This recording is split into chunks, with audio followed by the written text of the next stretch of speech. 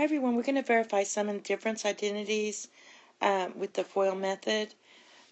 Before you do this, you need to know your formulas for sum and difference because this is getting more complicated. And what we're going to do is we're going to expand this piece and we're going to also expand this piece. So using our formulas. So we have sine of alpha cosine of beta minus cosine of alpha sine of beta. Alright, and then this is times this piece, which is the same thing but with a plus in the middle.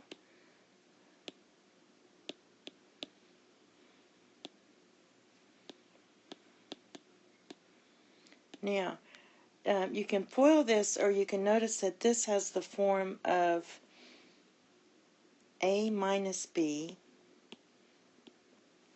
times a plus b, and this equals a squared minus b squared. So our a is sine alpha cosine beta, and our b, little b, is cosine alpha sine of beta. And we want a squared minus b squared, so when you square these, what we're going to get here is sine squared alpha cosine squared beta. Okay, minus, so that was that part. Oh, that was that part. The next part's going to be cosine squared alpha sine squared beta. Now what we're going to do is first of all factor out the sine squared. Well, the first thing I'm going to do is group things together. So I'm going to do sine squared alpha times 1 minus sine squared beta. So I'm grouping and also doing this at the same time. And then minus 1 minus sine squared alpha sine squared beta. Now let's look at this. What I did is I wrote these two in terms of, I used my Pythagorean identities, 1 minus sine squared beta, and this one is also 1 minus sine squared beta. Now, after we do that, I'm going to go ahead and distribute, and I get sine squared alpha minus sine squared alpha times sine squared beta minus sine squared beta plus sine squared alpha sine squared beta. And the reason we did this part right here, right in here, is because our final answer didn't have a cosine in it.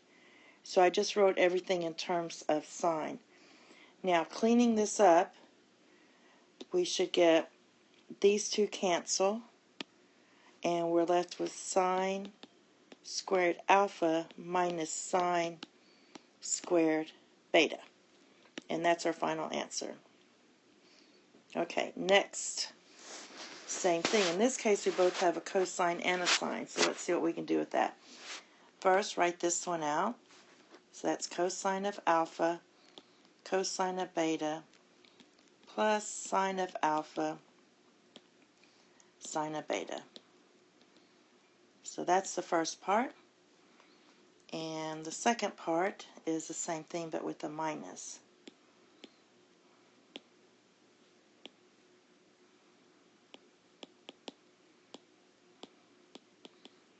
Now we have the same thing here. We have our A is right in here. This is our A. This is our B. Same thing, A minus B. So we're going to just square those. So it's going to be A squared minus B squared. So that's a plus. This is a minus. Alright, so we do like we did in the previous one. We're just going to square this. We have cosine squared cosine, cosine squared alpha times cosine squared beta minus sine squared alpha sine squared beta. Now, I'm going to go ahead and write my cosine. This cosine, what I want is cosine squared here,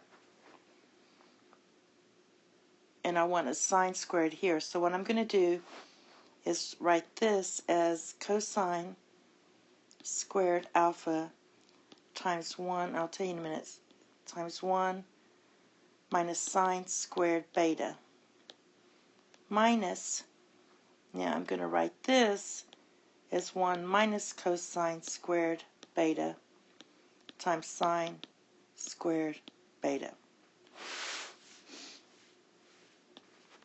Now the reason I'm doing that is because I want to eliminate the middle terms. So if you FOIL this out or distribute, you're going to get cosine squared of alpha minus cosine squared of alpha times sine squared beta minus sine squared beta plus cosine squared alpha sine squared beta. And I did that to force, I did this part to force these two to cancel right here. So those cancel out, and you get cosine squared of alpha minus sine squared of beta. Okay. The next that we're going to do is inverse, sum and difference with inverse functions. Thank you. Have a nice day. Bye-bye.